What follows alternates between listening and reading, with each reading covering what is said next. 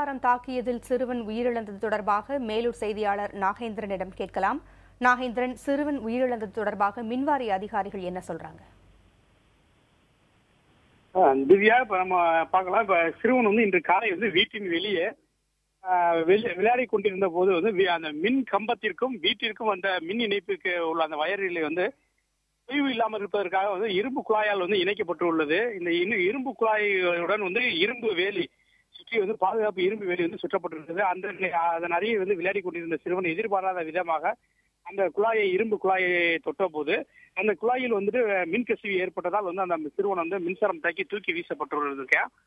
மேலும் இது தொடர்பாக அந்த மின்சாரம் தாக்கிய போது அவரோட தந்தை பணிக்காக வெளியே சென்றது போது அவரோட தாயாரும் குடிநீர் எடுப்பதற்காக வெளியே சென்றிருக்காங்க.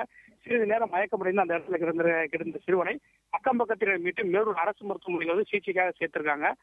இந்த நேரத்தில் மேலூர் அரசு மருத்துவமனையில் தீவிர சிகிச்சை அந்த சிறுவனுக்கு அளித்தோம். அந்த சிகிச்சை பலனின்றி அந்த சிறுவன் ஒரு அரை மணி நேர சிகிச்சை போராட்டத்திற்கு பின்னர் உயிரிழந்துட்டார். இது தொடர்பாக மேலூர் காவல்துறை விசாரிச்சிருக்காங்க. இது தொடர்பாக நம்ம மேலூர் மின்வாரிய உதவி இயக்குனர் சுப்புரத்தினத்திடம் இது குறித்து கேட்டபோது இந்த சிறுவனின் இறப்புக்கு காரணம் என்ன என்று கேட்டபோது அவர் சுப்புரத்தினம் அவர்கள் நம்மகிட்ட தெரிவித்தது என்ன தெரிவித்தார்னா, காளிமுத்து அந்த இறந்த சிறுவனுடைய தந்தை காளிமுத்து, அவர் காளிமுத்து என்பவருடைய வீட்டில் மின் இணைப்பு பெட்டி மீட்டர் பாக்ஸ் உள்ள எலி சென்று அதை அந்த வயர்கள் கரைத்து அதிலிருந்து ஏற்பட்ட மின்கசிவு காரணமாக தான் அந்த சிறுவன் உயிரிழந்த தெரிவிச்சாங்க. அப்பயும் நம்ம அவர்கிட்ட கேட்டோம்.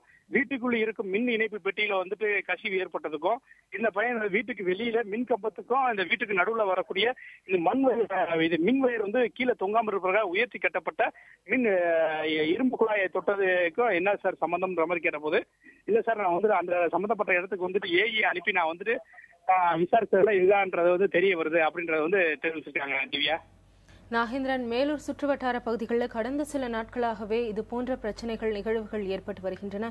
இதற்கு காரணம் என்ன? கடந்த சில நாட்களாக இந்த மாதிரியான நிகழ்வுகள் என்னென்ன நிகழ்ந்திருக்கின்றன?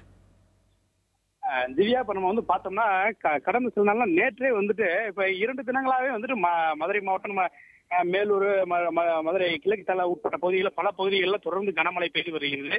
இதன் காரணமா நேற்று மதுரை கிழக்கு தாலுகாவுக்கு உட்பட்ட களிமங்கலம் ஊராட்சிக்கு உட்பட்ட ஓடைப்பட்டின்ற ஒரு ஊர்ல காலை வெளியே சென்ற வயல் பகுதிக்கு சென்ற ஐயனார் என்பவர் ஒரு ஓடையில் இறங்குவதற்காக அந்த இறக்கத்தில் இறங்குவதற்காக மின் கம்பத்திற்கும் அந்த தரைக்கும் இழுவை கம்பி என்று சொல்லுவாங்க. அந்த கம்பியை பிடிச்சி இறங்கும் போது அதில் மின்கசிவு ஏற்பட்டு அவர் நேற்று நம்ம இடத்திலேயே அவர் அய்யனார் என்றவர் உயிரிழந்தாரு. வருவாய்த்துறையினரும் மின்வாரியத்துறையினரும் விசாரணை மேற்கொண்டாங்க. அதே மாதிரி ஒத்தக்கரை காவல்துறையினரும் அவங்க விசாரணை மேற்கொண்டாங்க.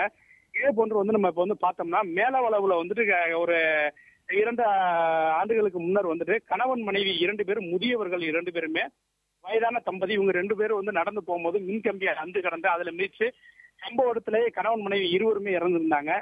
ஒரு 4 மாதங்களுக்கு முன்பு நரசிங்கம்பட்டின்ற ஒரு ஊர்ல காசின்ற ஒருவர் ஒரு மின்சாரம் தாக்கி ஒருவர் உயிர்ந்தாரு.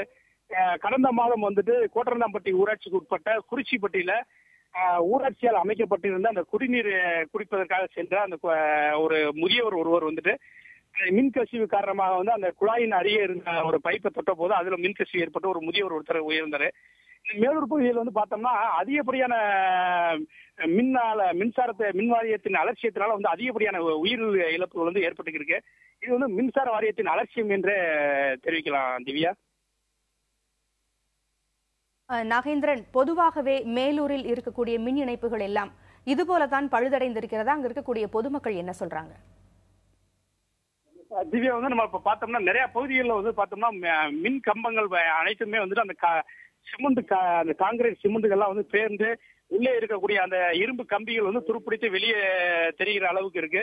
நிறைய இடங்கள்ல மின் வயர்கள் ரொம்ப தாழ்வான பகுதியில தொங்கிக்கு இருக்கு. இது குறித்து பல முறை பொதுமக்கள் நாங்கள் மின் வாரியத்தை தொடர்பு கொண்டு நாங்கள் புகார் தெரிவித்தாலும் மின் வாரியத்தினர் கண்டுக்கிற மாட்டாங்க. ஒரு வீட்டுல ஒரு யதார்த்தமா ஒரு ஃபியூஸ் போயிருந்தா கூட அதை வந்து ஃபியூஸ் போடுறதுக்கு வர சொல்லி கால் பண்ணா கூட எத்தனை முறைகள் நேரடியாக போய் சென்று புகார் தெரிவித்தாலும் தொலைபேசி மூலம் தகவல் தெரிவித்து புகார் தெரிவித்தாலும் வந்து வர மறுப்பதாகவும், அப்படி வந்தாலும் அவர்கள் வந்து லஞ்சம் கேட்டு அவர்கள் வந்து ஒரு தடவை மின்கம்பத்தில் ஏறி இறங்க 50 ரூபாய் வரை வந்து கேட்பதாக வந்து குற்றம் சாட்டியிருக்காங்க. திவ்யா. மகேந்திரன், மின்வாரியத்தின் அலட்சியத்தால் 4 வயது சிறுவனின் உயிர் பறிபோயுள்ளது. கடந்த சில நாட்களாகவே பலரும் உயிரிழந்து பலரும் இந்த மாதிரியான மின் விபத்துகளால் பாதிக்கப்பட்டிருக்கின்றனர். தொடர்ந்து இந்த நேரத்தில் இப்படி ஒரு சம்பவம் நடைபெற்றிருக்கும் போது மேலூர் தொகுதியினுடைய எம்எல்ஏவான திரு ஆர் சாமியை நம்ம தொடர்பு கொண்டு கேட்டபோது இப்படி ஒரு விஷயம் தனக்கு தெரியவில்லை அப்படின்ற பதில் அவர் கொடுத்திருக்கிறாரு.